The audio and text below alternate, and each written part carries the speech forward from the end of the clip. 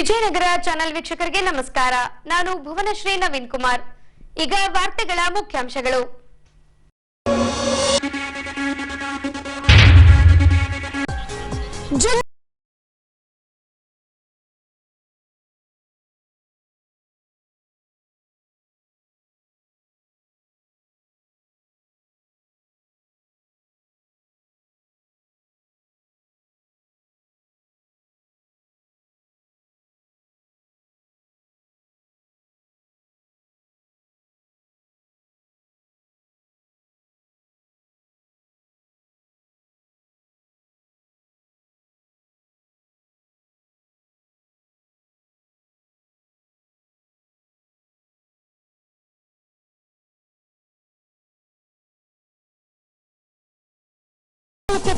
SFI ಹಾಗೂ DYFI ಸಂಘಟನೆಗಳು. ಈಗ ವಾರ್ತೆಗಳ ವಿವರ. ಭಾರತ ದೇಶವು 75ನೇ ಗಣರಾಜ್ಯೋತ್ಸವವನ್ನ ಆಚರಿಸಿಕೊಂಡಿದೆ. ಇದರ ಸವಿನೆನಪಿನಾರ್ಥ ಸಂವಿಧಾನದ ಆಶಯಗಳನ್ನ ಇಂದಿನ ಯುವ ಸಮೂಹಕ್ಕೆ ಸೇರಿದಂತೆ ಸಾರ್ವಜನಿಕರಿಗೆ ತಿಳಿಪಡಿಸುವ ನಿಟ್ಟಿನಲ್ಲಿ ಕರ್ನಾಟಕ ಸರ್ಕಾರದಿಂದ ಜನವರಿ 26ರಿಂದ ಸಂವಿಧಾನ ಜಾಗೃತಿ ಜಾಥಾವನ್ನ ಪ್ರಾರಂಭಿಸಲಾಗಿದೆ. ಈ ಜಾಥಾವು ಈ ತಿಂಗಳು 23ರವರೆಗೆ ರಾಜ್ಯವ್ಯಾಪಿ ಸಂಚರಿಸಿ ಸಂವಿಧಾನದ ಮೂಲ ಆಶಯಗಳ ಕುರಿತು ಜಾಗೃತಿ ಮೂಡಿಸಲಾಗುತ್ತಿದೆ. ಈ ಅಂಶಕ್ಕೆ ಸಂಬಂಧಿಸಿದಂತೆ ಸುದ್ದಿಗೋಷ್ಠಿಯಲ್ಲಿ ಮಾತನಾಡಿದ ಜಿಲ್ಲಾಧಿಕಾರಿ ಎಂಎಸ್ ದಿವಾಕರ್ ರವರು, ಸಂವಿಧಾನ ಜಾಗೃತಿ ಜಾಥಾ ಸದ್ಯ ವಿಜಯನಗರ ಜಿಲ್ಲೆಯಲ್ಲಿ ಸಂಚರಿಸಿ ಸಂವಿಧಾನದ ಆಶಯಗಳ ಕುರಿತು ನಾಗರಿಕರಿಗೆ ಪರಿಚಯಿಸಿಕೊಡಲಾಗುತ್ತಿದೆ. ಪ್ರಚಾರದಲ್ಲಿ ವಿಜಯನಗರ ಜಿಲ್ಲೆ ಸದ್ಯದ ಮಟ್ಟಿಗೆ 11ನೇ ರ್ಯಾಂಕ್ನಲ್ಲಿದೆ. ಇನ್ನಷ್ಟು ಹೆಚ್ಚು ಪ್ರಚಾರ ನಡೆಸಿ 5ನೇ ರ್ಯಾಂಕ್ಗೆ ತರಬೇಕೆಂಬ ಗುರಿ ಹೊಂದಲಾಗಿದೆ ಎಂದು ತಿಳಿಸಿದ್ದಾರೆ. ಸ್ತಬ್ಧ ಚಿತ್ರ ಹಾಗೂ ಎಲ್ಇಡಿ ಪರದೆ ಮೂಲಕ ಡಾಕ್ಟರ್ ಬಿಆರ್ ಅಂಬೇಡ್ಕರ್ ರವರ ಸಂವಿಧಾನದ ಕುರಿತು ಜಾಗೃತಿ ಮೂಡಿಸಲಾಗುತ್ತಿದೆ ಎಂದಿದ್ದಾರೆ. ಸಂವಿಧಾನ ಜಾಗೃತಿ ಜಾಥಾ ಅಂತ ಹೇಳಿ ಸರ್ಕಾರದಿಂದ ಕೈಗೊಂಡಿದ್ದಾರೆ. ಇದು ರಾಜ್ಯದ ಪ್ರತಿಯೊಂದು ಗ್ರಾಮಗಳಿಗೆ, ಪ್ರತಿಯೊಂದು ಗ್ರಾಮ ಪಂಚಾಯಿತಿಗಳಿಗೆ ಸಂವಿಧಾನದ ಬಗ್ಗೆ, ಸಂವಿಧಾನದ ಮಹತ್ವ, ರಾಜ್ಯ ನಿರ್ದೇಶಕ ತತ್ವಗಳು, ನ್ಯಾಯ, ಸಾಮಾಜಿಕ, ಆರ್ಥಿಕ ಮತ್ತು ರಾಜಕೀಯಕ್ಕೆ ಸಂಬಂಧಿಸಿದಂತೆ ಬಿಆರ್ ಅಂಬೇಡ್ಕರ್ ಅವರ ಪರಿಕಲ್ಪನೆ, ಬಸವಣ್ಣನವರ ವಚನಗಳು, ಮೂಲಭೂತ ಹಕ್ಕುಗಳು ಮತ್ತು ಕರ್ತವ್ಯಗಳ ಬಗ್ಗೆ ಸಾರ್ವಜನಿಕರಿಗೆ ಮಾಹಿತಿಯನ್ನು ಕೊಡಲಿಕ್ಕೆ, ಮುಖ್ಯವಾಗಿ ಯುವಕರಿಗೆ ಎಲ್ಲ ಶಾಲಾ ಕಾಲೇಜುಗಳು, ಗ್ರಂಥಾಲಯಗಳು ಮತ್ತು ಎಲ್ಲಿ ಜನ ಹೆಚ್ಚಾಗಿ ಸೇರ್ತಾರೆ ಆ ರೀತಿಯ ಒಂದು ಗುರಿಯನ್ನು ಹಾಕಿಕೊಂಡು ಜನವರಿ 26ರಿಂದ, ಯಾಕೆಂದರೆ 75 ವರ್ಷ ಆಗುತ್ತೆ ನಮ್ಮ ಸಂವಿಧಾನ ಬರೆದು, ಜನವರಿ 26ರಿಂದ ಫೆಬ್ರವರಿ 23ರವರೆಗೆ ನಮ್ಮ ಜಿಲ್ಲೆಯಲ್ಲಿ 137 ಗ್ರಾಮ ಪಂಚಾಯಿತಿ ಮತ್ತು 8 ನಗರ ಸ್ಥಳೀಯ ಸಂಸ್ಥೆಗಳಲ್ಲಿ 2 ಟ್ಯಾಬ್ಲು ಮಾಡಿ ಜಾಥಾವನ್ನು ನಾವು ಹಮ್ಮಿಕೊಳ್ಳಲಾಗಿದೆ. ಈಗಾಗಲೇ ಇದ್ರ ಬಗ್ಗೆ ತಮಗೆ ಒಮ್ಮೆ ಮಾಹಿತಿನೂ ಕೂಡ ತಮಗೆ ನೀಡಲಾಗಿತ್ತು. ಈಗಾಗಲೇ 90 ಗ್ರಾಮ ಪಂಚಾಯಿತಿಗಳು ಮತ್ತು ಸ್ಥಳೀಯ ನಗರಸಭೆಗಳಿಗೆ ನಾವು ಈಗಾಗಲೇ ರೀಚ್ ಆಗಿದೆ ನಮ್ಮ ಜಾಥಾ. ಸಾಮಾಜಿಕ, ಆರ್ಥಿಕ ಮತ್ತು ರಾಜಕೀಯ ನ್ಯಾಯವನ್ನು ವಿಚಾರ, ಅಭಿವ್ಯಕ್ತಿ, ನಂಬಿಕೆ, ಧರ್ಮ ಮತ್ತು ಉಪಾಸನೆಯ ಸ್ವಾತಂತ್ರ್ಯವನ್ನು, ಸ್ಥಾನಮಾನ ಮತ್ತು ಅವಕಾಶಗಳ ಸಮತೆಯನ್ನು ದೊರೆಯುವಂತೆ ಮಾಡುವುದಕ್ಕಾಗಿ ವ್ಯಕ್ತಿ ಗೌರವ, ದೇಶದ ಏಕತೆ ಮತ್ತು ಸಮಗ್ರತೆಗಾಗಿ ಎಲ್ಲರಲ್ಲಿ ಭ್ರಾತೃತ್ವ ಭಾವನೆಯನ್ನು ಮೂಡಿಸುವುದಕ್ಕೆ ದೃಢ ಸಂಕಲ್ಪ ಮಾಡಿ ನಮ್ಮ ಸಂವಿಧಾನ ಸಭೆಯಲ್ಲಿ 1949ನೇ ಇಸವಿಯ ನವೆಂಬರ್ ತಿಂಗಳ 26ನೇ ದಿನದಂದು ಈ ಸಂವಿಧಾನವನ್ನು ನಮಗೆ ನಾವೇ ಅರ್ಪಿಸಿಕೊಂಡು ಅಂಗೀಕರಿಸಿ ಶಾಸನವಾಗಿ ವಿಧಿಸಿಕೊಂಡಿದ್ದೇವೆ. ಜೈ ಭಾರತ್ ಮಾತಾ. ತುಂಬ ಮಹತ್ವಪೂರ್ಣವಾಗಿ ಪ್ರತಿಕ್ರಿಯೆ ಸಾರ್ವಜನಿಕರಿಂದ ಕಂಡುಬಂದಿದೆ. ಇದರಲ್ಲಿ ಸುಮಾರು 48 cycle rally, 39 motor bike rally, 17 helium balloon, 25 ಬಂಡಿ rally, 18 tractor rally, 29 candle March, ಡೊಳ್ಳು, ಈ ರೀತಿ ಎಲ್ಲ ಸಾಂಸ್ಕೃತಿಕ ತಂಡಗಳ ಮುಖಾಂತರ ಎಲ್ಲ ಗ್ರಾಮಗಳಿಗೆ ನಾವು ಭೇಟಿ ನೀಡ್ತಾ ಇದ್ದೀವಿ. ಭೇಟಿ ನೀಡಿ ಸಂವಿಧಾನದ ಮಹತ್ವವನ್ನು ಯುವಕರಿಗೆ ತಿಳಿಸಿ ಯಾವ ಸಂವಿಧಾನದ ಅಡಿಯಲ್ಲಿ ನಾವೆಲ್ಲ ದೇಶದಲ್ಲಿ ಕರ್ತವ್ಯಗಳು ನಡೀತಾ ಇದೆ ಅನ್ನೋದನ್ನು ಮನವರಿಕೆ ಮಾಡಿದ್ದೀವಿ. ಜೊತೆಗೆ ಸುಮಾರು 1 ಲಕ್ಷಕ್ಕೂ ಹೆಚ್ಚು ಈ ರೀತಿಯ ಲೀಫ್ಲೆಟನ್ನು ಪ್ರಿಂಟ್ ಮಾಡಿ ಪ್ರತಿಯೊಬ್ಬರ ಮನೆಗೂ ನಾವು ಅದನ್ನು ತಲುಪಿಸೋ ವ್ಯವಸ್ಥೆ ಮಾಡಲಾಗಿ ಇದರಲ್ಲಿ ಸಂವಿಧಾನದ ಪ್ರಸ್ತಾವನೆ ಮತ್ತು ಯಾವಾಗ ಸಂವಿಧಾನಕ್ಕೆ ಇದರಲ್ಲಿ ಮಹತ್ವ ಏನು ಅನ್ನೋದನ್ನು ಎಲ್ಲರಿಗೂ both in English and Kannada ಮತ್ತು ಇಂಗ್ಲೀಷಲ್ಲಿ ನಮ್ಮ secular democratic republic, sovereignty, socialist, justice, liberty, equality, fraternity ಬಗ್ಗೆ ಎಲ್ಲ ಯುವಕರಿಗೆ ಮತ್ತು ಎಲ್ಲ ನಾಗರಿಕರಿಗೆ ತಿಳಿಸಲಿಕ್ಕೆ ಸರ್ಕಾರದ ನಿರ್ದೇಶನದಂತೆ ಕೆಲಸ ಕೈಗೊಂಡಿದ್ದೀವಿ. ಮತ್ತು ಜೊತೆಯಾಗಿ ಪ್ರತಿಯೊಂದು ಮಾಡ್ತಿರ್ತಕ್ಕಂಥ ಕೆಲಸಗಳನ್ನು ಸೋಷಿಯಲ್ ಮೀಡಿಯಾದಲ್ಲಿ ಅಪ್ಲೋಡ್ ಮಾಡಿ ನಾವು ಪಬ್ಲಿಸಿಟಿನಲ್ಲಿ 11ನೇ ರ್ಯಾಂಕಲ್ಲಿದ್ದೀವಿ ರಾಜ್ಯದಲ್ಲಿ. ಮೊದಲಿಗೆ 29ನೇ ರ್ಯಾಂಕ್ ಇದ್ವಿ, ಆಮೇಲೆ 14ನೇ ರ್ಯಾಂಕಿಗೆ ಬಂದಿದ್ದೀವಿ.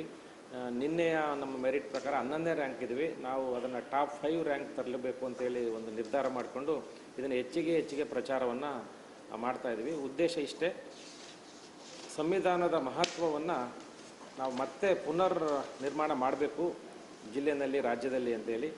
ಈ ಜಾಥಾದಲ್ಲಿ ಅನೇಕ ಛಾಯಾಚಿತ್ರ, ವಿಡಿಯೋ, ಅಂಬೇಡ್ಕರ್ ಅವರ ಫೋಟೋಗಳು, ಅವ್ರು ಮಾತಾಡಿರ್ತಕ್ಕಂಥದ್ದನ್ನು ಎಲ್ಲ ನಾಗರಿಕರಿಗೆ ನಾವು ಅದನ್ನು ತಿಳಿಪಡಿಸಲಿಕ್ಕೆ ಕೆಲಸ ಕೈಗೊಂಡಿದ್ದೀವಿ.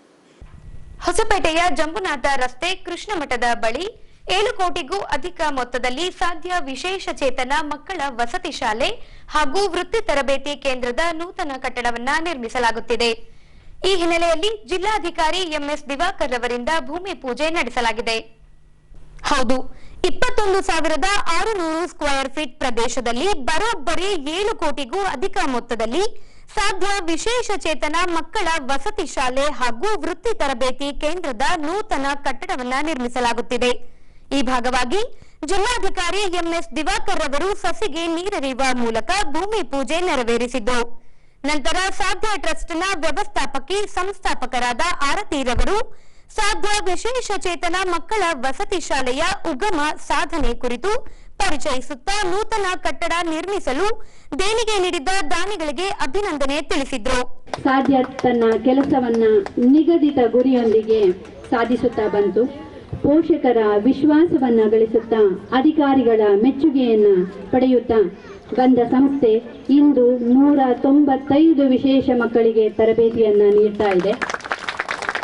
ಇದರಲ್ಲಿ 7 ಮಂದಿ ಅನಾಥ ಮಕ್ಕಳಿದ್ದಾರೆ. 200 ಮಕ್ಕಳಿಗೆ ಸಮುದಾಯ ಮಟ್ಟದಲ್ಲಿ ತರಬೇತಿಯನ್ನ, ಏಡ್ಸ್ ಅಂಡ್ ಅಪ್ಲೈನ್ಸಸ್ ಅನ್ನ, ಸೋಷಿಯಲ್ ಸೆಕ್ಯೂರಿಟಿ ಬೆನಿಫಿಟ್ಸ್ಗಳನ್ನ ನಾವು ಕೊಡ್ತಾ ಬಂದಿದ್ದೇವೆ. ಸುಮಾರು 630 ಮಕ್ಕಳು ಪ್ರವೇಶಕ್ಕಾಗಿ ಕಾದಿದ್ದಾರೆ. ಶಾಲೆಯ ಪ್ರಗತಿ ಬೆಳೀತಾ ಹೋಯಿತು. ನಮ್ಮ ಮಕ್ಕಳು 2019ರಲ್ಲಿ ನಮ್ಮ ಶಾಲೆಯ 3 ಮಕ್ಕಳು ಅಬುದಾಬಿಯಲ್ಲಿ ನಡೆದ ಸ್ಪೆಷಲ್ ಒಲಿಂಪಿಕ್ಸ್ ವರ್ಲ್ಡ್ ಗೇಮ್ಸ್ನಲ್ಲಿ ಭಾರತ ದೇಶವನ್ನ ಪ್ರತಿನಿಧಿಸಿ 9 ಪದಕಗಳನ್ನು ದೇಶಕ್ಕೆ ತೆಗೆದುಕೊಂಡು ಬಂದರು. ಆ ಮಕ್ಕಳಿಗೆ ಕೇಂದ್ರ ಸರ್ಕಾರದಿಂದ 15 ಲಕ್ಷ ರೂಪಾಯಿ ನಗದು ಬಹುಮಾನ ಕೂಡ ಬಂದಿರ್ತದೆ. ಇದರ ಜೊತೆಗೆ ನಮ್ಮ ಶಾಲೆಯ ಮಕ್ಕಳು ರಾಜ್ಯ ಮಟ್ಟ, ರಾಷ್ಟ್ರ ಮಟ್ಟದಲ್ಲಿ ಯೋಗ, ನೃತ್ಯ, ಕ್ವಿಜ್ ಕಾಂಪಿಟೇಷನ್ಗಳಲ್ಲಿ ಪಾಲ್ಗೊಂಡ್ರು. ನಿನ್ನೆ ತಾನೇ ನಮ್ಮ ಶಾಲೆಯ ತರುಣ್ ಅಂತ ಹೇಳುವಂತಹ ಹುಡುಗ ರಾಷ್ಟ್ರೀಯ ಮಟ್ಟದ ಪವರ್ ಲಿಫ್ಟಿಂಗ್ ಸ್ಪರ್ಧೆಗೆ ಆಯ್ಕೆಯಾಗಿದ್ದಾನೆ ಅಂತ ಹೇಳುವಂಥದ್ದು ಕೂಡ ನಮಗೆ ಈಗಾಗಲೇ ಒಂದು ಮೇಲ್ ಕೂಡ ಬಂದಿದೆ. ಮತ್ತು ಕಟ್ಟಡವನ್ನು ಕಟ್ಟಬೇಕು ಅಂತ ಹೇಳಿ ದೃಢವಾಗಿ ತೀರ್ಮಾನಿಸಿದ್ವಿ. ತೀರ್ಮಾನಿಸಿದ ಸಂದರ್ಭದಲ್ಲಿ ಕಟ್ಟಡವನ್ನು ಕಟ್ಟಲಿಕ್ಕೆ ಬಹಳಷ್ಟು ಕೆಲಸಗಳನ್ನ ಮಾಡಬೇಕಾಗುತ್ತೆ. ಆರ್ಕಿಟೆಕ್ಚರಲ್ ಡಿಸೈನ್ ಬೇಕು, ಈ ಥರದೆಲ್ಲ ಕೆಲಸ ಕಾರ್ಯಗಳು ಮಾಡಬೇಕು. ಈಗ ನಾವು ಭೂಮಿ ಪೂಜೆ ಮಾಡ್ತಾ ಇರುವಂಥ ಕಟ್ಟಡದ ಒಟ್ಟು ವೆಚ್ಚ, ಅಂದಾಜು ವೆಚ್ಚ 7,16 ಲಕ್ಷ ರೂಪಾಯಿಗಳು ಮತ್ತು CS ಸೈಟಿನ ಬೆಲೆ 43 ಲಕ್ಷ ರೂಪಾಯಿಗಳು. ಇದರ ಒಟ್ಟು ಕಟ್ಟಡದ ಚದರ ಅಡಿ 21,543 21,543 ಸ್ಕ್ವೇರ್ ಫೀಟ್. ಈ ಕಟ್ಟಡವನ್ನು ಕಟ್ಟಲು ಹೃದಯ ಶ್ರೀಮಂತ ದಾನಿಗಳಾದ Shri Shantesh Gureddy sir, managing director SKMAPL ಅವರು ನಮಗೆ 1,80 ಲಕ್ಷ ರೂಪಾಯಿಯನ್ನ ನಮಗೆ ನೀಡಿದ್ದಾರೆ. ಇವರ ತಂಡದ ಪರವಾಗಿ ನಿಶಾಂತ್ ಬಿ ಸರ್ ನಮ್ಮೊಂದಿಗಿದ್ದಾರೆ, ಹಾಗೆ ರಘುನಂದನ್ ಸರ್ ಅವರು ನಮ್ಮೊಂದಿಗಿದ್ದಾರೆ. ಧ್ರುವರಾಜ್ ಸರ್ ನಮ್ಮ ಜೊತೆ ಇದ್ದಾರೆ, ಮಾಳವಿಕಾ ಮೇಡಮ್ ನಮ್ಮ ಜೊತೆ ಇದ್ದಾರೆ, ಜಯಣ್ಣ ಸರ್ ನಮ್ಮ ಜೊತೆ ಇದ್ದಾರೆ. ದಯವಿಟ್ಟು ಸರ್ಗೆ ನಮ್ಮ ಧನ್ಯವಾದಗಳನ್ನ, ತುಂಬ ಹೃದಯದ ಧನ್ಯವಾದಗಳನ್ನ ತಿಳಿಸ್ಬೇಕು ಅಂತ ಹೇಳಿ ಈ ಕಾರ್ಯಕ್ರಮದಲ್ಲಿ ನಾನು ಕೇಳ್ಕೊಳ್ತೇನೆ. ಹಾಗೆ ನಮಗೆ ಇನ್ನೊಬ್ಬರು ಗಣಿ ಮಾಲೀಕರಾದ ಡಾಕ್ಟರ್ ಶಿವಕುಮಾರ್ ಪಾಲುದಾರರು ಬೆಸ್ಕೋ ಸಂಸ್ಥೆ, ಇವರು ನಮಗೆ ಈಗಾಗಲೇ 11 ಲಕ್ಷ ರೂಪಾಯಿಯನ್ನು ನೀಡಿದ್ದಾರೆ. ಹಾಗೂ ಅವರಿಂದ ನಾವು ದೊಡ್ಡ ಮೊತ್ತದ ಹಣವನ್ನು ಕೂಡ ನಿರೀಕ್ಷೆ ಮಾಡ್ತಾ ಇದ್ದೇವೆ. ಅವರ ಕಂಪನಿಯ ರೆಪ್ರೆಸೆಂಟೇಟಿವ್ ಆಗಿ ಗಂಗಾಧರ್ ಸರ್ ಅವರು ನಮ್ಮ ಜೊತೆ ಇದ್ದಾರೆ. ದಯವಿಟ್ಟು ಸರ್ ಶಿವಕುಮಾರ್ ಸರ್ ಅವರಿಗೆ ನಮ್ಮ ಧನ್ಯವಾದಗಳನ್ನ ತಿಳಿಸ್ಬೇಕು ಅಂತ ಹೇಳಿ ಕೇಳ್ಕೊಳ್ತೇನೆ. ಹಾಗೆ ನಮಗೆ ಹೊಸಪೇಟೆ ನಗರಸಭೆಯಿಂದ 63 ಲಕ್ಷ ರೂಪಾಯಿಯನ್ನು ಸ್ಯಾಂಕ್ಷನ್ ಮಾಡಿದ್ದಾರೆ, ಅಪ್ರೂವ್ ಆಗಿದೆ. ಕರ್ನಾಟಕ ಸ್ಟೇಟ್ ಮಿನರಲ್ಸ್ ಕಾರ್ಪೊರೇಷನ್ ಅವರ ವತಿಯಿಂದ 10 ಲಕ್ಷ ರೂಪಾಯಿ ಬಿಡುಗಡೆಯಾಗಿರ್ತದೆ. RBSSನ ಅಂಜು ಶರಾಫ್ ಮೇಡಮ್ ಅವರು ನಮ್ಮ ಜೊತೆ ಇದ್ದಾರೆ. ಅವರಿಗೆ ನಾವು ನಮಗೊಂದು ಬ್ಲಾಕ್ ನಿರ್ಮಿಸ್ಕೊಡಿ ಅಂತ ಹೇಳಿ ಕೇಳ್ಕೊಂಡಿದ್ದೇವೆ. ಸೊ ಮೇಡಮ್ ನಿಮಗೆ ಹಣ ಯಾವಾಗ ಬೇಕು ಅಂತ ಹೇಳಿ ಕೇಳಿದರು. So this is again a positive vibe. Thank you so much ma'am. ಅದರ ಜೊತೆಗೆ ನಮಗೆ ಡ್ಯೂ ಡಿಲಿಜೆನ್ಸ್ ಕೂಡ RBSS ಎಂದು ನಡೀತಾ ಇದೆ. ಸೊ ಮುಂದೆ ಲಿಂಡೆ ಕಂಪನಿಯ ಮ್ಯಾನೇಜರ್ ಜ್ಯೋತ್ಸ್ನಾ ಅವರು ನಮ್ಮೊಂದಿಗಿದ್ದಾರೆ. ಅವರು ಸ್ಟೇಜಿಗೆ ಬನ್ನಿ ಅಂದರೆ ಬಂದಿಲ್ಲ. ಯಾರಾದರೂ ನನ್ನ ಬಗ್ಗೆ ನೆಗೆಟಿವ್ ಆಗಿ ಮಾತಾಡಿದರೆ ಗಟ್ಟಿ ಧ್ವನಿಯಲ್ಲಿ ಅವರು ಹೇಳ್ತಾರೆ, ಇಲ್ಲ ಆರ್ತಿನ ನನಗೆ 15 ವರ್ಷದಿಂದ ಗೊತ್ತು, 8 ವರ್ಷದಿಂದ ಸಾಧ್ಯವನ್ನು ಗೊತ್ತು, ನಿಮ್ಗೆ ಏನಾದರೂ ಹೇಳ್ತಾ ಇದ್ದಿದ್ರೆ ಮಿಸ್ಕಮ್ಯುನಿಕೇಶನ್ ಆಗಿರ್ಬೋದು, ದಯವಿಟ್ಟು ಪುನಃ ಪರಿಶೀಲಿಸಿ ಅಂತ ಹೇಳ್ತಾರೆ. So thank you so much Jyotsna for being with my and being very good friend of my. ಇಲ್ಲಿ ನೆರೆದಿರುವ ಸಹೃದಯ ಶ್ರೀಮಂತ ದಾನಿಗಳಲ್ಲಿ ವಿನಂತಿ, ತಮ್ಮಲ್ಲಾದ ಸಹಾಯವನ್ನು ವಿಶೇಷ ಚೇತನ ಮಕ್ಕಳಿಗಾಗಿ ಮಾಡಿ ಈ ಶಾಲೆಯನ್ನು ವಿಶ್ವ ಮಟ್ಟದಲ್ಲಿ ಗುರುತಿಸಬೇಕೆನ್ನುವ ಗುರಿ ಹೊಂದಿರುತ್ತೇವೆ. ನೀವು ನೀಡಿರುವ ಹಣ ಸದ್ಬಳಕೆ ಮಾಡುವುದು ನಮ್ಮ ಗುರಿ. ಕಟ್ಟಡವು ವಿಶೇಷ ಚೇತನ ಸ್ನೇಹಿಯಾಗಿದ್ದು ಕಟ್ಟಡದಲ್ಲಿ 500 ಮಕ್ಕಳಿಗೆ ತರಬೇತಿ ನೀಡಲು ಉದ್ದೇಶಿಸಿದ್ದು ಈ ಕೆಳಗಿನ ಸೌಲಭ್ಯಗಳನ್ನು ಹೊಂದಿದೆ. ತರಗತಿ ಕೊಠಡಿಗಳು, speech therapy, physiotherapy room, sports room, 100 ಗಂಡು ಮತ್ತು ಹೆಣ್ಣು ಮಕ್ಕಳಿಗೆ ಹಾಸ್ಟೆಲ್ ಸೌಲಭ್ಯ, ವೃತ್ತಿ ತರಬೇತಿ ಕೊಠಡಿಗಳು, ಅಡುಗೆ ಕೋಣೆ ಹಾಗೂ ಡೈನಿಂಗ್ ಹಾಲ್, ಮಲ್ಟಿಪರ್ಪಸ್ ಹಾಲ್, ಡಿಸೇಬಲ್ ಫ್ರೆಂಡ್ಲಿ WC, 3 ಮಹಡಿಗೆ ರ್ಯಾಂಪ್ ಹಾಗೂ ಲಿಫ್ಟ್ ಸೌಲಭ್ಯಗಳಿರುತ್ತದೆ. ಕಟ್ಟಡಕ್ಕೆ ನೀಡಿರುವ ಪ್ರತಿ ಹಣದ ವಿವರವನ್ನು ನಮ್ಮ ಸಾಧ್ಯ ಸಂಸ್ಥೆಯ ವೆಬ್ಸೈಟ್ನಲ್ಲಿ ಪ್ರಕಟಿಸುತ್ತೇವೆ. ರೂಪಾಯಿ 25,000ಕ್ಕೂ ಮೇಲ್ಪಟ್ಟ ಹಣ ನೀಡಿದವರ ಹೆಸರನ್ನು ಶಿಲೆಕಲ್ಲಿನಲ್ಲಿ ಬರೆಸಲಾಗುವುದು. ಒಂದು ಕೊಠಡಿ ಮತ್ತು ಒಂದು ಬ್ಲಾಕ್ ನಿರ್ಮಿಸುವವರ ಹೆಸರನ್ನು ಕೊಠಡಿಗಳಲ್ಲಿ, ಬ್ಲಾಕ್ಗಳಲ್ಲಿ ಹಾಕಲಾಗುವುದು. ಈ ಕಟ್ಟಡವನ್ನು ಕಟ್ಟುವ ಜವಾಬ್ದಾರಿಯನ್ನು ಕೂಲಂಕುಷವಾಗಿ ಪರಿಶೀಲಿಸಿ ವೃಕ್ಷ ಇನ್ಫ್ರಾಸ್ಟ್ರಕ್ಚರ್ಸ್ ಹೊಸಪೇಟೆ ಇವರಿಗೆ ನೀಡಿರುತ್ತೇವೆ. ಬಳಿಕ ಜಿಲ್ಲಾಧಿಕಾರಿ MS ದಿವಾಕರ್ ಅವರು ಮಾತನಾಡಿ, ವಿಶೇಷ ಚೇತನರಿಗೆ ಭಗವಂತ ಅವರಿಗೆ ವಿಶೇಷತೆಯನ್ನ ಕೊಟ್ಟಿರುತ್ತಾನೆ. ಅದನ್ನ ಹೊರಹಾಕುವ ಕೆಲಸವನ್ನ ಸಾಧ್ಯ ಟ್ರಸ್ಟ್ನಿಂದ ಮಾಡುತ್ತಿರುವುದು ಸಂತಸದ ಸಂಗತಿ ಎಂದರು. ಅದೇ ರೀತಿ ಜಿಲ್ಲೆಯಲ್ಲಿ ಅನೇಕ ದಾನಿಗಳಿದ್ದಾರೆ. ನೂತನ ಕಟ್ಟಡದ ನಿರ್ಮಾಣಕ್ಕೆ ದೇಣಿಗೆ ನೀಡಲು ಮುಂದಾಗಬೇಕೆಂದು ದಾನಿಗಳಲ್ಲಿ ಕೋರಿಕೊಂಡರು. ವಿಶೇಷ ಚೇತನರಿಗೆ ದೇವರು ಅವ್ರಿಗೆ ಆದ ಒಂದು ವಿಶೇಷ ಶಕ್ತಿ ಕೊಟ್ಟಿರ್ತಾರೆ. ಆ ಶಕ್ತಿಯನ್ನ ನಾವು ಹೊರಗೆ ತರೋದೇ ಈ ಆರ್ತಿ ಅವರ ಟೀಮ್ ಮಾಡ್ತಾರೆ ಕೆಲಸ ಅಷ್ಟೇ. ಅನೇಕ ಬಾರಿ ತಂದೆ ತಾಯಿಗಳು ಅದನ್ನು ತರಲಿಕ್ಕೆ ಕಷ್ಟಪಡ್ತೀವಿ, ಆಗೋದಿಲ್ಲ, ಸೋತ್ಬಿಡ್ತಾರೆ ತಂದೆ ತಾಯಿ. ನಮಗೇನೋ ದೇವ್ರ ಶಾಪ ಇದೆ ಅಥವಾ ನಮಗೇನೋ ಕೆಟ್ಟದಾಗ್ತಾ ಇದೆ, ನಮಗೆ ದೇವ್ರು ಇಂಥ ಮಕ್ಕಳು ಕೊಟ್ಬಿಟ್ಟ, ರಿಲೇಷನ್ಸಲ್ಲಿ ಬಾಂಧವ್ಯದಲ್ಲಿ ನಮ್ಮನ್ನು ಹೀನಾಯವಾಗಿ ಕಾಣ್ತಾರೆ ಅಂತ ತಂದೆ ತಾಯಿಗಳು ಅನೇಕ ಬಾರಿ ಜಿಗುಪ್ಸೆ ಹೊಂದಿರೋದು ನಿಜ. ಅಂತಹ ಸಮಯದಲ್ಲಿ ಈ ರೀತಿಯ ಆರತಿ ಅವರ ಟೀಮ್ ಏನಿದೆ ಅವರಲ್ಲಿ ಉತ್ಸಾಹವನ್ನು ಹೆಚ್ಚಿ ಮಕ್ಕಳಲ್ಲಿ ಮಾತಾಡದೇ ಇದ್ದರೂ ಕೂಡ ಮಾತಾಡ್ಲಿಕ್ಕೆ ಬರುವಂತೆ ಮಾಡ್ತಾರೆ. ನಾನೆಲ್ಲೋ 1-2 ನೋಡಿದ್ದೆ, ಅವರಿಗೆ ಮನೆಯಲ್ಲಿ ಬೈಯೋದು ತುಂಬ ಕಷ್ಟ. ನಿಮಗೆ ಅವರು ಮೂತ್ರ ವಿಸರ್ಜನೆ, ಮಲ ವಿಸರ್ಜನೆ ಮಾಡಿಸ್ಬೇಕು ನಿಂತಿದ್ದು ಅವ್ರ ಕೆಲಸ ಬಿಟ್ಟು ತಂದೆ ತಾಯಿಗಳು, ಅದರಿಂದ ತುಂಬ ಮಾನಸಿಕವಾಗಿ ನೊಂದಿರ್ತಾರೆ ಅವರು. ಇವರು ಅದನ್ನು ಸಂತೋಷವಾಗಿ ಮಾಡ್ತಾಯಿದ್ರು. ಆ ಪುಣ್ಯಾತ್ಮ 10 ಜನ ಇವರೆಲ್ಲ ಸೇರಿ ಹುಟ್ಟೋರು ಅವರೇ ಅನ್ಸುತ್ತೆ ಟೀಮ್ ಇವರು. ಒಂದು 10 ಜನ ಎಲ್ಲರಿಗೂ ಭವಿಷ್ಯ ಅವ್ರಿಗೆ ಕೈ ಮುಗಿಬೇಕು ನಾವು ಎಲ್ಲರಿಗೂ. ನಮ್ಮ ಮಕ್ಕಳನ್ನೇ ನಾವು ಸಾಕಾಗದೆ ಇರ್ತಕ್ಕಂಥ ಪರಿಸ್ಥಿತಿನಲ್ಲಿ ಸಂಬಳ ಕೊಡ್ಬೋದು. ಭಾಳ ಜನ ಅಂದ್ಕೊಳ್ತೀವಿ ನಾವು ಸಂಬಳ ಕೊಡ್ತಾ ಇದ್ದಾರೆ ಮಾಡ್ತಾರೆ ಅಂತ. ಮಾಡಿ ನೋಡೋಣ, ಯಾರಾದರೂ ನೋಡೋಣ, ನೀವು ಕೊಡ್ತೀನಿ ಸಂಬಳನ ನಾನು, ಆಗೋದಿಲ್ಲ. ಅದು ಸೇವೆಯ ಮನೋಭಾವ ಇದೆಯಲ್ಲ, ಅದು ತುಂಬ ಕಷ್ಟ. ಅದನ್ನು ನಾವು ಸಂಬಳದಿಂದ ವೇತನದಿಂದ ಹಣದಿಂದ ಅಳಿಲಿಕ್ಕಾಗಲ್ಲ. ತಾಯಿ ಭುವನೇಶ್ವರಿ ಹಂಪಿ ವಿರೂಪಾಕ್ಷ ಅವರ ಆಶೀರ್ವಾದದಿಂದ ಯಾವುದೇ ಅಡೆತಡೆ ಬರದೇ ರೀತಿಯಲ್ಲಿ ಈ ಒಂದು ಇನ್ಸ್ಟಿಟ್ಯೂಷನ್ ಬೆಳೀಲಿ. ಇನ್ನೂ ಅನೇಕ ಅವರು 500 ಮಕ್ಕಳು ಟಾರ್ಗೆಟ್ ಮಾಡಿದ್ದಾರೆ. 500 ಮಕ್ಕಳು ಅಂದರೆ 500 ಕುಟುಂಬಗಳಿಗೆ ಇವರು ದೇವರ ರೀತಿಯಲ್ಲಿ ಒಂದು ಸೇವೆ ಮಾಡೋಕ್ಕೆ ಅವಕಾಶ ಇರುತ್ತೆ. ಇನ್ಸ್ಟಿಟ್ಯೂಷನ್ ಈ ರೀತಿ ಇರ್ತಕ್ಕಂಥದ್ದು ನನ್ನ ಜಿಲ್ಲಾಧಿಕಾರಿಯಾಗಿ ವಿಜಯನಗರ ಜಿಲ್ಲೆಗೆ ಹೆಮ್ಮೆ ಅಂತ ನಾನು ಹೇಳ್ಕೊಳ್ಳೋಕೆ ಇಷ್ಟಪಡ್ತೀನಿ. ದೊಡ್ಡ ದೊಡ್ಡ ಬಿಲ್ಡಿಂಗ್ ಕಟ್ಸ್ಬೋದು, 500 ಕೋಟಿ ಬಿಲ್ಡಿಂಗ್ ಕಟ್ಸ್ಬೋದು, 10,000 ಕೋಟಿ ನಮ್ಮಲ್ಲಿ ಇಂಡಸ್ಟ್ರಿ ಇರ್ಬೋದು. ಅದೆಲ್ಲ ಮುಂದೆ ಈ ಸ್ಕೂಲು, ಈ ಶಾಲೆಯ ಮುಂದೆ ಅವೆಲ್ಲ ನಗಣ್ಯ. ಎಲ್ಲ ಅಧಿಕಾರ ಅಂತಸ್ತು ಇಂತಹ ಸೇವೆಗಳ ಮುಂದೆ ನಗಣ್ಯ ಅಂತ ಹೇಳ್ತಾ ಅನೇಕ ಜನರು ಜಿಲ್ಲೆಯಲ್ಲಿ ಇದ್ದಾರೆ. ಅವರೆಲ್ಲರೂ ಕೂಡ ಮನಸ್ಪೂರ್ವಕವಾಗಿ ಈ ಒಂದು ಸಂಸ್ಥೆಗೆ ದಾನದ ರೂಪದಲ್ಲಿ, ಕೊಡುಗೆ ರೂಪದಲ್ಲಿ ಕೊಡಲಿ. ಸರ್ಕಾರದ ವತಿಯಿಂದ ನಾನು ಕೂಡ ಸರ್ಕಾರದ ನಿಯಮಾವಳಿ ಪ್ರಕಾರ ಸಾಧ್ಯವಾದಷ್ಟು ಅವರಿಗೆ ಮಾರ್ಗದರ್ಶನ ಕೊಡ್ತೀನಿ ಅಂತ ಈಗಾಗಲೇ ಹೇಳಿದ್ದೀನಿ. ಇದು ವೈಯಕ್ತಿಕವಾಗಿ ನಿಮ್ಮದಾಗಿದ್ದರೂ ಕೂಡ ಇದು ನಮ್ಮ ಜಿಲ್ಲೆಯ MNN ಇನ್ಸ್ಟಿಟ್ಯೂಷನ್. ಇದು ನಮ್ಮ ಇನ್ಸ್ಟಿಟ್ಯೂಷನ್ ಅಂತ ನಾವು ಪರಿಗಣಿಸ್ತೀವಿ. ಜಿಲ್ಲಾಡಳಿತ ಸರ್ಕಾರದಿಂದ ಏನಾಗುತ್ತೆ ಅದಕ್ಕೆ ಸಲಹೆ ಕೊಡಲಿಕ್ಕೆ ಅವಕಾಶ ಇದೆ.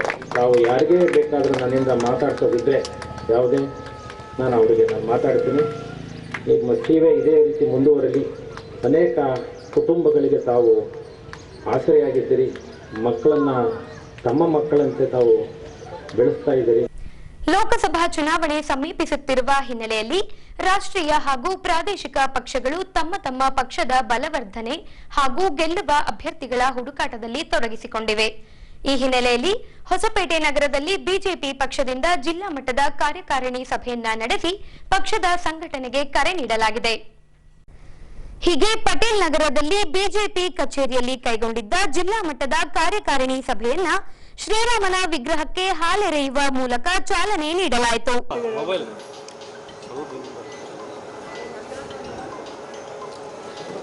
ಸರ್ ಇಲ್ಲಿ ನೋಡ್ರಿ,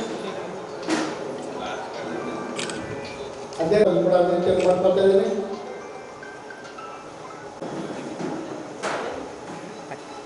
ಭಾರತ್ ಮಾತಾ ಕಿ ಭಾರತ್ ಮಾತಾ ಕಿ ವಂದೇ ವಂದೇ. ಧನ್ಯವಾದ.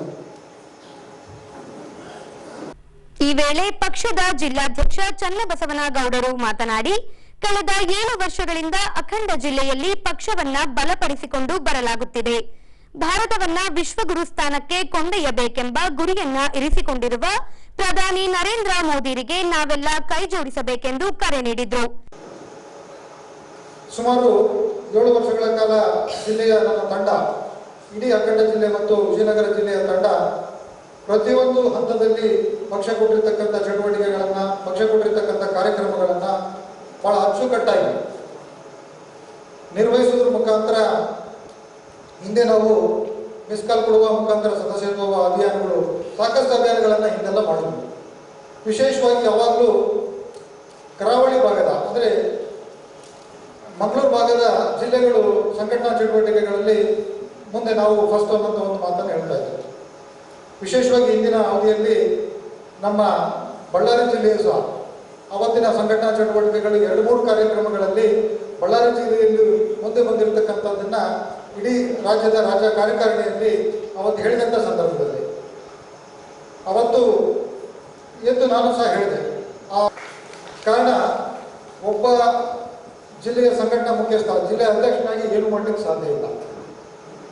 ಇಡೀ ಜಿಲ್ಲೆಯಲ್ಲಿ ಇರ್ತಕ್ಕಂಥ ಎಲ್ಲ ಪದಾಧಿಕಾರಿಗಳು, ಜಿಲ್ಲೆಯ ಎಲ್ಲ ಪದಾಧಿಕಾರಿಗಳ ಜೊತೆಗೆ ನಮ್ಮ ಜನಪ್ರತಿನಿಧಿಗಳು, ಹಿರಿಯರು ಎಲ್ಲರೂ ಕೈ ಜೋಡಿಸಿ ಸಂಘಟನೆಗೆ ಕೈ ಜೋಡಿಸಿದಾಗ ಮಾತ್ರ ನಾವಲ್ಲಿ ಸಕ್ಸಸ್ ಆಗಲಿಕ್ಕೆ ಸಾಧ್ಯ ಅನ್ನೋಂಥ ಒಂದು ಮಾತನ್ನು ಈ ಸಂದರ್ಭದಲ್ಲಿ ಹೇಳಿದ್ದೀವಿ.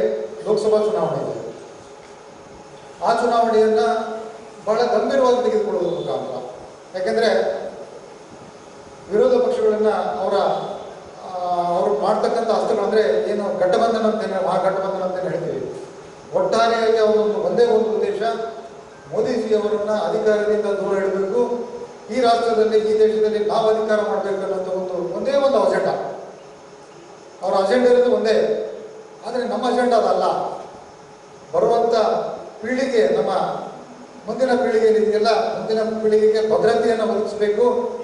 ಭಾರತ ವಿಶ್ವಗುರು ಸ್ಥಾನದಲ್ಲಿ ಇರಬೇಕು ಅನ್ನೋಂಥ ಒಂದು ಏನು ಗುರಿಯನ್ನು ಇಟ್ಕೊಂಡು ಸನ್ಮಾನ್ಯ ನರೇಂದ್ರ ಮೋದಿಜಿಯವರು ಮುಂದೆ ಹೋಗ್ತಾ ಇದ್ದಾರೆ. ಅವರೆಲ್ಲರಿಗೂ ನಾವು ಕೈ ಜೋಡಿಸೋದ್ರ ಮುಖಾಂತರ ಬರುವಂಥ ದಿನಗಳಲ್ಲಿ ಚುನಾವಣೆಯನ್ನು ನಾವು ನೀವು ಎಲ್ಲರೂ ಸಹ ವ್ಯವಸ್ಥಿತ ರೀತಿಯಲ್ಲಿ ಅಚ್ಚುಕಟ್ಟಾಗಿ ಚುನಾವಣೆಯನ್ನು ಮಾಡೋಣ ಅನ್ನೋ ಒಂದು ಮಾತನ್ನು ಈ ಸಂದರ್ಭದಲ್ಲಿ ಹೇಳ್ತಾ, ಬರುವಂಥ ದಿನಗಳಲ್ಲಿ ಚುನಾವಣೆಯನ್ನು ನಾವು ನೀವು ಎಲ್ಲರೂ ಸರಿ ಬಹಳ ವ್ಯವಸ್ಥಿತವಾಗಿ ಎದುರಿಸೋಣ.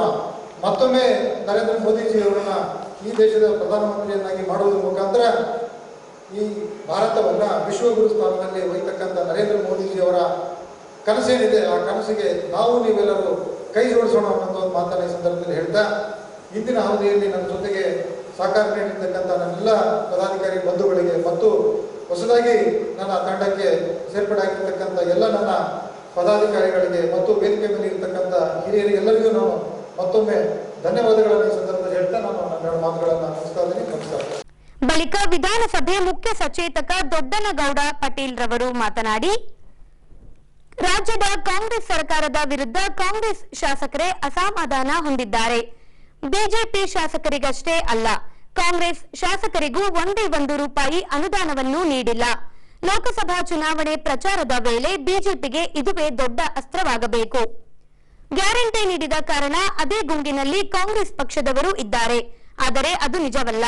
ಜನರು ಹಾಗೂ ಕಾಂಗ್ರೆಸ್ ಪ್ರಮುಖರ ಮನದಲ್ಲೂ ಸಹ ಕೇಂದ್ರದಲ್ಲಿ ಬಿಜೆಪಿ ಗೆಲ್ಲಿಸುವ ಬಯಕೆ ಇದೆ. ಕೇಂದ್ರದಲ್ಲಿ 3ನೇ ಬಾರಿಗೆ ಮೋದಿ ಪ್ರಧಾನಿಯಾಗುವುದು ಶತಸಿದ್ಧ. ಆ ಮೂಲಕ ಭಾರತವನ್ನ ವಿಶ್ವಗುರುವನ್ನಾಗಿ ಮಾಡೋಣ ಎಂದರು.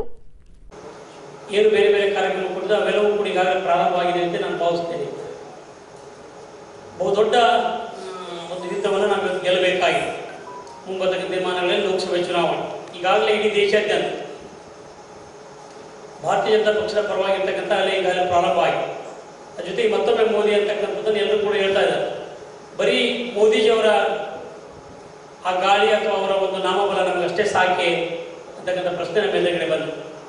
ಬಹುಶಃ ಅವರ ಆ ಬಿರುಗಾಳಿ ಮಧ್ಯೆನೂ ಕೂಡ ನಾವು ಕೆಲಸ ಮಾಡಬೇಕಾಗಿರ್ತಕ್ಕಂಥ ಅನಿವಾರ್ಯತೆ ಇವತ್ತು ನಮ್ಮೆಲ್ಲರ ಮಧ್ಯೆ ಇದೆ. ನಾವೇನು ಜವಾಬ್ದಾರಿ ಕೂಡ ಆ ಜವಾಬ್ದಾರಿ ನಾವು ಸರಿಯಾದ ರೀತಿಯಲ್ಲಿ ನಿರ್ವಹಿಸಿದರೆ ಮಾತ್ರ ಮತ್ತಷ್ಟು ಹೆಚ್ಚು ಲೀಡನ್ನು ನಾವು ಪಡೆಯೋದಕ್ಕೆ ಸಾಧ್ಯ ಆಗ್ತದೆ. ಹಾಗಾಗಿ ನಾನು ತಮ್ಮಲ್ಲಿ ವಿನಂತಿಯನ್ನು ಮಾಡಿಕೊಳ್ತೇನೆ, ಈ ದೇಶದ ಹಿತದೃಷ್ಟಿಯಿಂದ ಇವತ್ತು ಈ ರಾಜ್ಯದಲ್ಲಿ ಕಾಂಗ್ರೆಸ್ ಸರ್ಕಾರ ಇದೆ. ಬಹುಶಃ ಈಗ ಅವ್ರು ಹೇಳಿ ನನ್ನನ್ನು ಸೇರಿದ್ದಾರೆ. ಯಾವುದೇ ಒಬ್ಬ ಶಾಸಕರಿಗೆ ಒಂದೇ ₹1 ಅನುದಾನವನ್ನು ಬರೆದಿರ್ತಕ್ಕಂಥದ್ದನ್ನು ನಾವು ಇವತ್ತು ಕಾಣ್ತೀವಿ. ನಮಗಾದರೆ ಇವತ್ತು ಹೈದರಾಬಾದ್ ಕರ್ನಾಟಕ ಇದೆ, ಕಲ್ಯಾಣ ಕರ್ನಾಟಕ ಇದೆ, ಅದರ ಅನುದಾನ ಬರ್ತದೆ, ಸ್ವಲ್ಪ ಏನೋ ನಡೀತಿದೆ. ಆದರೆ ಕಾಂಗ್ರೆಸ್ಸಿನ ನನ್ನ ಕೆಲವು ಶಾಸಕ ಮಿತ್ರರು ಹೇಳ್ತಕ್ಕಂಥದ್ದು, ಮೊನ್ನೆ ಒಬ್ಬರು ಹಂಗೆ ಸಿಕ್ಕರು ನನಗೆ, ಏನು ಮಾಡೋಕ್ಕಿತ್ತು, ಏನು ಮಾಡಬೇಕು ಮರೆ ಅಂತ. ಯಾಕೋ ಏನಾಗಿತ್ತು ಸರ್ಕಾರದ ಯಾಕೆ ಮಾತಾಡ್ತೀವಿ ಅಂತ, ಏನು ಸರ್ಕಾರ ತೊಗೊಂಡು ಏನು ಮಾಡಬೇಕಾಗಿತ್ತ, ಬರೀ ಗ್ಯಾರಂಟಿಗಳ ಮಧ್ಯೆ ನಾವೆಲ್ಲ ಕೂಡ ಕಳೆದು ಹೋಗ್ತಿದ್ದೇವೆ, ಯಾವುದೇ ಕೆಲಸ ಆಗ್ತಾ ಇಲ್ಲ ಅಂತಕ್ಕಂಥ ಅಸಮಾಧಾನವನ್ನು ಅವ್ರು ತೋರಿಸ್ತಾರೆ. ಅಂದರೆ ಇವತ್ತು ರಾಜ್ಯದಲ್ಲಿ ಕಾಂಗ್ರೆಸ್ ಸರ್ಕಾರ ಇದ್ರೂ ಅವ್ರು ಯಾವುದೇ ಯಾಪೇ ಇಲ್ಲ. ಇವತ್ತು ಈ ಚುನಾವಣೆ ಲೋಕಸಭಾ ಚುನಾವಣೆಯಲ್ಲಿ ನಾವು ತಿಳ್ಕೊಂಡಾಗ ಅವರು ಬಹುಶಃ ಭಾಳ ಹುಮ್ಮಸ್ಸಿಂದ ಹೋಗ್ಬೋದು. ಯಾಕೆ ಸರ್ಕಾರ ಇದೆ, ಖರ್ಚು ಮಾಡ್ತೀವಿ, ಗ್ಯಾರಂಟಿಗಳು ಕೊಡ್ತೀವಿ ಅಂತಕ್ಕಂಥ ಹುಮ್ಮಸ್ ಅವ್ರಿಗಿದೆ, ಹೋಗ್ಬೋದು ಅಂತಕ್ಕಂಥದ್ದು ನಾವು ಭಾವಿಸಿದ್ದೀವಿ. ಆದರೆ ಅವರಲ್ಲಿರ್ತಕ್ಕಂಥ ಧೂಳ, ಒಳಗಲ್ಲಿರ್ತಕ್ಕಂಥ ಧೂಳು ಇಲ್ಲರಿ. ನಾವು ರಾಜ್ಯಕ್ಕೆ ಹೆಂಗೆ ಬಂದ್ಬಿಟ್ಟಿದ್ದೀವಿ ಕಾಂಗ್ರೆಸ್ನವರು. ಆದರೆ ಲೋಕಸಭೆಗೆ ಖಂಡಿತವಾಗಿ ಭಾರತೀಯ ಜನತಾ ಪಕ್ಷ ಜನ ಓಟ್ ಹಾಕ್ತಾರೆ, ಮೋದಿನೇ ಮತ್ತೊಮ್ಮೆ ಪ್ರಧಾನಮಂತ್ರಿ ಆಗ್ತಾ ಇರ್ತಕ್ಕಂಥ ಆತಂಕ ಅವರಲ್ಲಿರ್ತಕ್ಕಂಥ ನಾವೆಲ್ಲರೂ ಕೂಡ ಕಾಣ್ತೀವಿ. ಮೋದಿಜಿಯವರ ಮೇಲಿರ್ತಕ್ಕಂಥ ವಿಶ್ವಾಸ, ಈ ದೇಶದ ಜನರಿಗೆ ಮೋದಿ ಮೇಲೆ ಇರ್ತಕ್ಕಂಥ ನಂಬಿಕೆ, ಈ ದೇಶವನ್ನು ಕಾಪಾಡತಕ್ಕಂಥ ಶಕ್ತಿ ಇರ್ತಕ್ಕಂಥದ್ದು ಮೋದಿಜಿಯವರಿಗೆ ಅಂತಕ್ಕಂಥದ್ದನ್ನು ಎಲ್ಲರೂ ಕೂಡ ಮನಗಂಡಿದ್ದಾರೆ. ಹಾಗಾಗಿ ನಾವು ಈ ಬರ್ತಕ್ಕಂಥ ಚುನಾವಣೆಯನ್ನು ಅತ್ಯಂತ ಒಂದು ಹುಮ್ಮಸ್ಸಿನ ಮತ್ತು ಭಾಳಷ್ಟು ಬೂತ್ ಮಟ್ಟಿಗೆ ಹೋಗೋದ್ರ ಮೂಲಕ ಹೇಗೆ ಗಾಳಿಯಿಂದ ನಡೀತಿದೆ ಅಂತಕ್ಕಂಥದ್ದನ್ನು ನೆಗ್ಲೆಕ್ಟ್ ಮಾಡ್ತಕ್ಕಂಥದ್ದಲ್ಲ. ನಮ್ಮ ಕೊಟ್ಟಿರ್ತಕ್ಕಂಥ ಕೆಲಸಗಳು ಹಿಂದಿನೂ ಕೂಡ ತಾವು ಮಾಡಿದ್ದೀವಿ. ಯಾಕಂದ್ರೆ ಭಾರತೀಯ ಜನತಾ ಪಕ್ಷ ಅಂತ ಹೇಳಿದ್ರೆ ಬಹುಶಃ ತಮ್ಮೆಲ್ಲರೂ ಕೂಡ ಗೊತ್ತಿದೆ, ಬರೀ ಚುನಾವಣೆಯಿಂದ ಮಾತ್ರ ಸಂಘಟನೆ ಮಾಡ್ತಕ್ಕಂಥದ್ದಲ್ಲ, ನಿತ್ಯ ನಿರಂತರವಾಗಿರ್ತಕ್ಕಂಥ ಈ ಸಂಘಟನೆ. ನಾನು ಕೂಡ ಕಳೆದ ಬಾರಿ ಚಂದ್ರಶೇಖರ್ ಹೇಳೋದು ಜಿಲ್ಲಾಧ್ಯಕ್ಷಕ್ಕೆ ಕೆಲಸ ಮಾಡಿದ್ವಿ. ಕೆಲಸ ಮಾಡ್ತಕ್ಕಂಥದ್ದು ಒಂದು ನಮಗೆ ಈ ಪಕ್ಷದಲ್ಲಿ ಕೆಲಸ ಮಾಡ್ತಕ್ಕಂಥದ್ದು ಕೂಡ ನಮ್ಮ ಅದೃಷ್ಟ ಅಂತ ನಾವು ಭಾವಿಸ್ತೇವೆ. ಯಾಕಂದರೆ ಕೇವಲ ನಿರುದ್ಯೋಗ ಇರೋದಕ್ಕೆ ಯಾರು ಕೂಡ ಬಿಡೋದಿಲ್ಲ, ಯಾವ ಸಂದರ್ಭದಲ್ಲೂ ಕೂಡ ಬಿಡೋದಿಲ್ಲ. ಕೆಲಸ ಹಚ್ಚತಕ್ಕಂಥ ಕೆಲಸದ ಮೂಲಕ ಜನರು ತಲುಪಿಸ್ತಕ್ಕಂಥದ್ದು. ನಮ್ಮ ಕಾರ್ಯಕರ್ತರು ನಾವು ಯಾವತ್ತೂ ಕೂಡ ಸಂಪರ್ಕದಲ್ಲಿ ಇರಬೇಕು ಅಂತ ಹೇಳಿದ್ರೆ ಕೇವಲ ಚುನಾವಣೆ ಬಂದಾಗ ಮಾತ್ರ ಹೋಗ್ತಕ್ಕಂಥದ್ದಲ್ಲ, ನಿರಂತರವಾಗಿ ಸಂಪರ್ಕ ಯಾವತ್ತೂ ಕೂಡ ಕಾರ್ಯಕರ್ತರ ಮಧ್ಯೆ ಇರ್ತದೆ ಅಂತಕ್ಕಂಥದ್ದನ್ನು ನಾವೆಲ್ಲರೂ ಕೂಡ ಅರ್ಥ ಮಾಡ್ತಿದ್ದೇವೆ. ಹಾಗಾಗಿ ಇವತ್ತೇನು ಈ ಕಾರ್ಯಕಾರಿಣಿ ಮಂಡಳಿ ಮೂಲಕ ಒಂದು ಸಂದೇಶವನ್ನು ಕೊಡಬೇಕಾಗಿದೆ ನಮ್ಮೆಲ್ಲ ಕಾರ್ಯಕರ್ತರಿಗೂ ಕೂಡ. ಬರ್ತಕ್ಕಂಥ ಚುನಾವಣೆ ಇದು ದೇಶದ ಹಿತದೃಷ್ಟಿಯಿಂದ ವಿಶ್ವಗುರು ಆಗಬೇಕು ಅಂತಕ್ಕಂಥದ್ದನ್ನು ಹೇಳಿದ್ರು. ಇಡೀ ವಿಶ್ವದ ನಾಯಕರು ಇವತ್ತು ನಮ್ಮ ಕಡೆ ನೋಡ್ತಾ ಇದ್ದಾರೆ. ಏನು ಬೇರೆ ಬೇರೆ ಬಲಿಷ್ಠ ರಾಷ್ಟ್ರಗಳು ಅಂತ ಹೇಳ್ತಿದ್ವಿ, ಅವೆಲ್ಲ ರಾಷ್ಟ್ರಗಳು ಇವತ್ತು ಮೋದಿಜಿಯವರನ್ನ ಕಡೆ ನೋಡ್ತಕ್ಕಂಥ ಪರಿಸ್ಥಿತಿ ಇವತ್ತು ನಾವಿದ್ದೇವೆ. ಅಂದರೆ ಇವತ್ತು ಭಾರತ ಎಷ್ಟು ಬಲಿಷ್ಠ ಆಗಿದೆ ಅಂತಕ್ಕಂಥದ್ದು ನಾವೆಲ್ಲ ಕೂಡ ಅರ್ಥ ಮಾಡಿಕೊಳ್ಳಬೇಕಾಗಿದೆ. ವಿಶ್ವಗುರು ಆಗಬೇಕಂದ್ರೆ ಇನ್ನೊಂದು ಹೆಜ್ಜೆ ಮಾತ್ರ, ಮೆಟ್ಲು ಮಾತ್ರ ಇದೆ. ಆ ಮೆಟ್ಲತಕ್ಕಂಥ ಕೆಲಸಕ್ಕೆ ನಾವೆಲ್ಲ ಕೂಡ ಸಾಧ್ಯ ಆಗಬೇಕಾಗಿದೆ.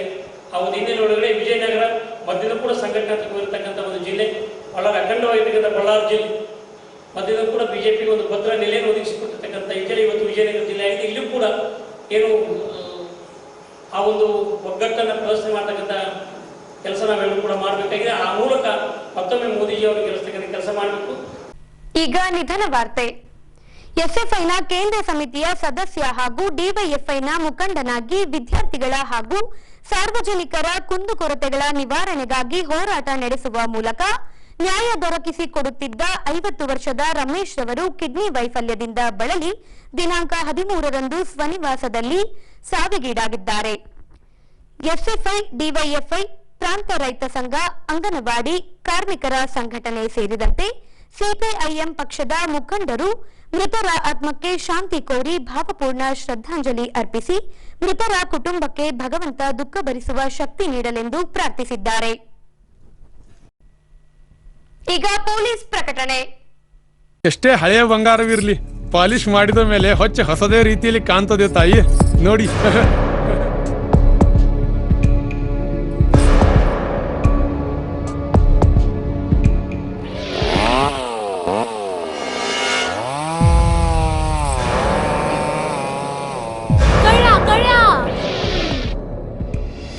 ತಾಯಿ, ನಿಮ್ ಮೈ ಮೇಲೆ ಅದು ಹೊಲಸು ಬಿದ್ದಿದೆ.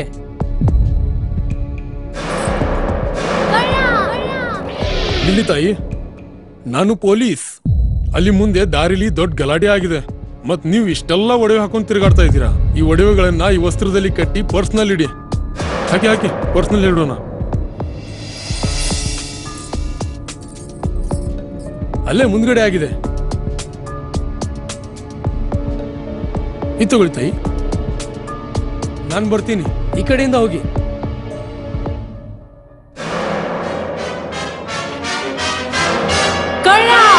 ಇಂತಹ ಮೋಸದ ಸಂಗತಿ ನಿಮಗೂ ನಡೆಯಬಹುದು. ತಮ್ಮ ಬೆಲೆ ಬಾಳುವ ಒಡವೆ ಆಭರಣ ವಸ್ತುಗಳನ್ನು ಎಚ್ಚರಿಕೆಯಿಂದ ಕಾಪಾಡಿ. ಯಾವುದೇ ಮಾತುಗಳಿಗೆ ಮರುಳಾಗಬೇಡಿ. ಸಂಶಯಾಸ್ಪದ ರೀತಿಯಲ್ಲಿ ಯಾರಾದರೂ ಕಂಡು ಬಂದರೆ ಸಮೀಪದ ಪೊಲೀಸ್ ಠಾಣೆಯನ್ನು ಸಂಪರ್ಕಿಸಿರಿ. ಈಗ ಕೊನೆಯಲ್ಲಿ ಮತ್ತೊಮ್ಮೆ ವಾರ್ತೆಗಳ ಮುಖ್ಯಾಂಶಗಳು.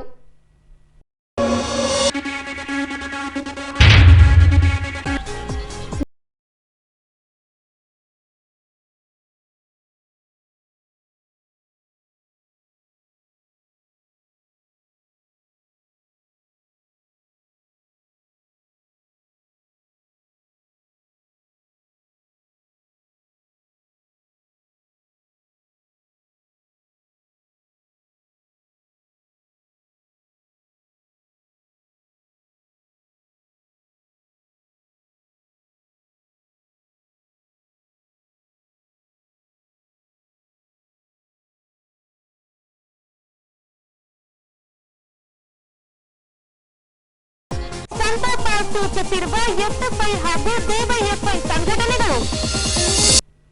ಇಲ್ಲಿಗೆ ವಾರ್ತಾ ಪ್ರಸಾರ ಮುಕ್ತಾಯವಾಯಿತು. ನೈಜ ಸುದ್ದಿಗಳಿಗಾಗಿ ನೋಡ್ತಾ ಇರಿ ವಿಜಯನಗರ ಸುದ್ದಿವಾಹಿನಿ. ನಮಸ್ಕಾರ.